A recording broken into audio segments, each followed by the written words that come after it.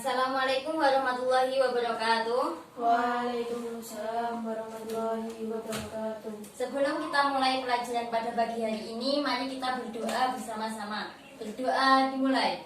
A'udzu billahi minasyaitonir rajim. Bismillahirrahmanirrahim. Alhamdulillahi rabbil alamin. Ar-Rahmanir-Rahim. Maliki yaumiddin. Iyyaka na'budu wa iyyaka nasta'in. Ihdinas syiratal mustaqim. Syiratal ladzina an'amta 'alaihim ghairil maghdubi 'alaihim waladdallin. Amin. Rabbi shrah li sadri wa yassir li amri wahlul 'uqdatam min lisani yafqahu qawli. Rabbi zidni ilma warzuqni fahma. Amin ya rabbal alamin. Sebelum kita mulai pelajarannya, kita absen terlebih dahulu. Afifah, Hadiro. Fariza, Hadiro. Salma. Sakit Bu? Sakit Salma? Ya. Ya, sakit.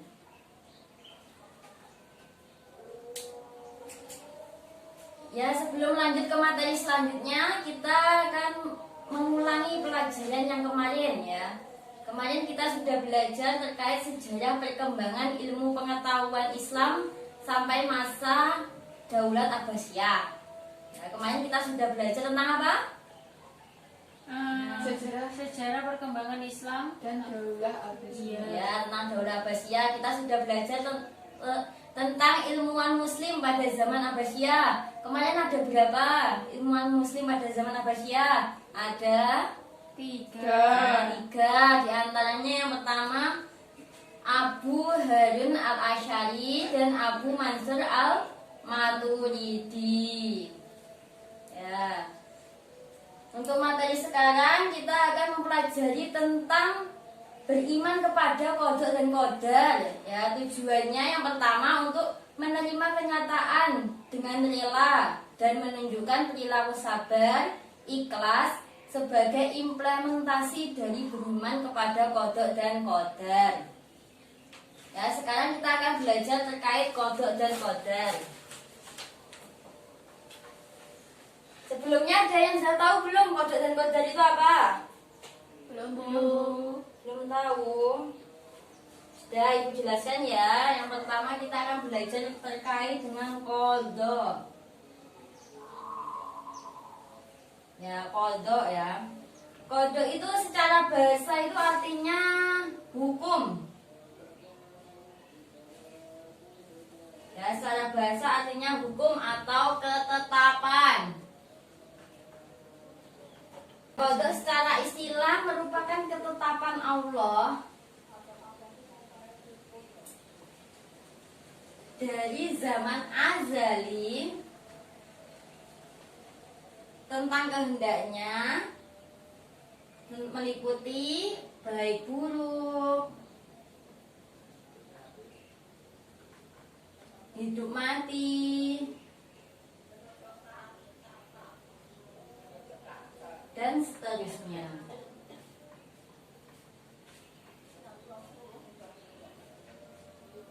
Ya, jadi qada itu secara bahasa yaitu hukum atau ketetapan, sedangkan secara istilah yaitu ketetapan Allah sejak zaman azali berupa baik atau buruk, hidup dan mati, dan seterusnya. Nah, ini yang pertama qada. Dan yang kedua adalah qadar. Qadar itu secara bahasa kepastian. Ya, secara bahasa kepastian atau peraturan. Sedangkan secara istilah perwujudan.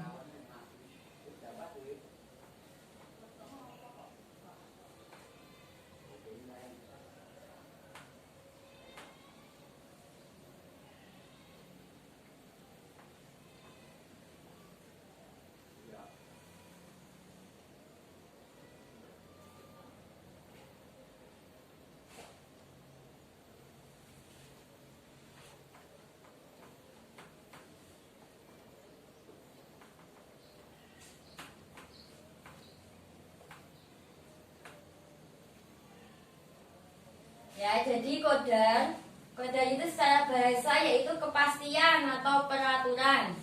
Sedangkan secara istilah yaitu perwujudan ketetapan kodok terhadap sesuatu yang berkaitan dengan makhluknya. Ya, jadi kodar itu ketetapan dari kodok tadi yang berkaitan dengan makhluknya. Bisa dimengerti? Bisa. Ya, bisa ditulis anak-anak. Bisa ditulis di buku masing-masing. Bawa buku semuanya kan? Iya, Bu. Ya, silakan ditulis terlebih dahulu.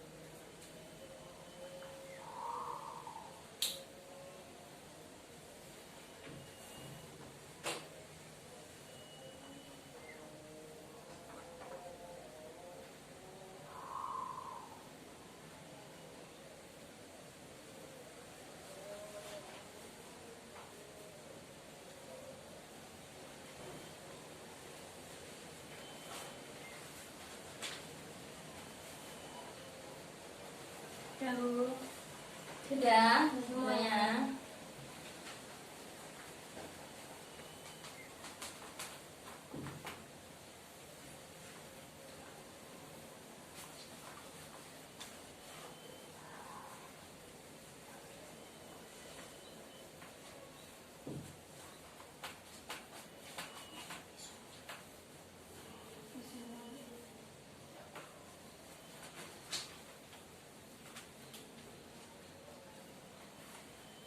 Ya, selanjutnya kita akan melanjutkan materinya yaitu pengelompokan kodok dan kodar. Ya, kodok dan kodar itu ada dua. Ya. Takdir mu'alaf dan takdir mubram. Takdir mu'alaf itu merupakan ketentuan dari Allah yang masih ada kemungkinan untuk berubah, ada kemungkinan untuk berubah. Contohnya ketika sekarang menjadi orang miskin, kemudian bersungguh-sungguh akan menjadi orang yang kaya. Sedangkan takdir mubram itu ketentuan Allah yang terjadi tidak dapat diubah lagi.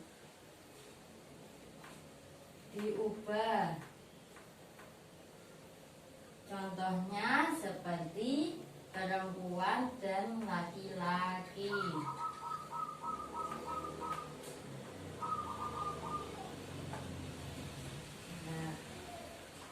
jadi kodok dan kodar itu digolongkan menjadi dua. Yang pertama takdir mu'alaf dan yang kedua takdir mubrom. Ya, takdir mu'alaf itu yang kemungkinan bisa berubah. Contohnya yang awalnya jadi orang miskin dan bersungguh-sungguh untuk bekerja, maka akan menjadi orang yang kaya. Ya, sedangkan takdir mubrom itu tidak dapat diubah, takdir yang tidak dapat diubah. Contohnya perempuan dan laki-laki itu tidak bisa diubah.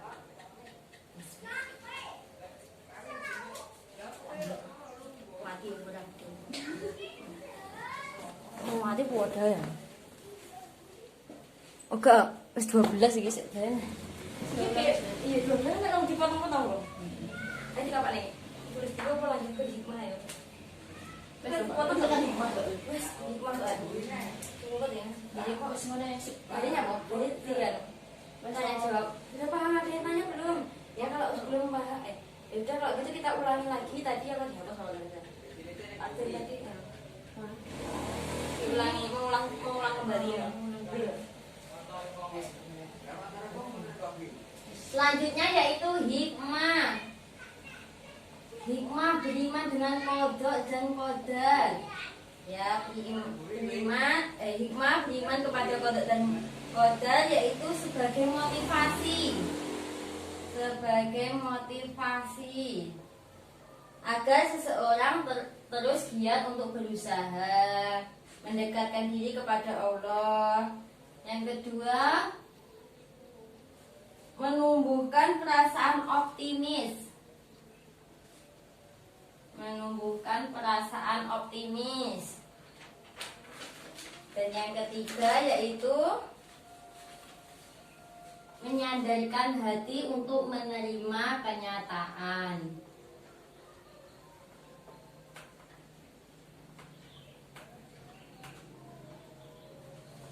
Nah, hikmahnya yang pertama untuk memotivasi, yang kedua menumbuhkan sikap optimis, yang ketiga untuk menerima kenyataan. Paham semuanya? Ya, bisa ditulis terlebih dahulu.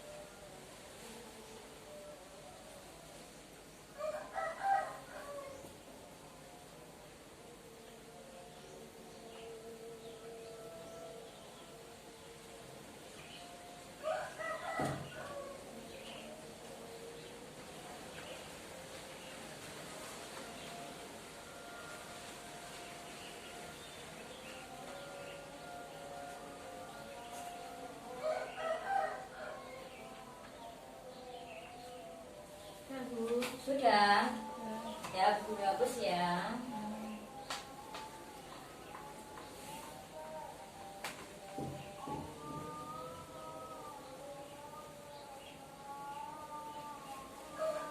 Kalau sudah paham, coba Ibu Guru tanya.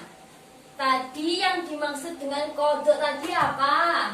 Kodok adalah ketetapan Allah sejak zaman azali, baik buruk, hidup dan mati dan seterusnya. Ya, kodok itu. Kalau kodar itu apa? Perwujudan atau ketetapan kodok terhadap sesuatu yang berhubungan dengan makhluknya. Ya, benar. Terus untuk yang terakhir tadi, penggolongan kodok dan kodar ada berapa? Ada dua. Apa saja? Takdir Takdir mu'alaf mu'alaf dan takdir mubram. Oh, ya, takdir mu'alaf dan takdir mubram. Takdir mu'alaf itu yang seperti apa? Yang dapat diubah. Ya, takdir yang dapat diubah. Contohnya, miskin menjadi kaya. ya, orang yang miskin akan menjadi kaya jika mau berusaha. Yang kedua yaitu takdir mubram. Takdir mubram itu takdir yang seperti apa? Takdir Yang tidak bisa dirubah. diubah. Tidak bisa dirubah. Contohnya seperti Perempuan dan laki-laki. ya perempuan dan laki-laki. Dan ada juga hari kiamat kan tidak bisa dirubah. Kemudian hikmah dari beriman kepada qada dan qadar. Tadi apa yang sudah diterangkan di papan tulis? Menumbuhkan sikap optimis. Ya, menumbuhkan sikap optimis. Terus apa lagi? Menerima kenyataan hidup. Ya, menerima kenyataan hidup. Yang ketiga. Memotivasi. Untuk memotivasi agar terus giat untuk berusaha. Sebelum kita akhiri pembelajaran pada pagi hari ini, Bu Guru mempunyai satu pesan buat kalian semua agar kita terus berusaha dan bersemangat, ya. Berusaha dan semangat untuk menjalani hidup, ya. Jangan putus asa, jangan pantang menyerah. Paham semuanya? Paham, Bu. Ya, cukup sekian pembelajaran pada pagi hari ini. Apabila ada salah dan kurangnya, mohon maaf yang sebesar-besarnya. Sekian, wassalamualaikum warahmatullahi wabarakatuh. Waalaikumsalam warahmatullahi wabarakatuh.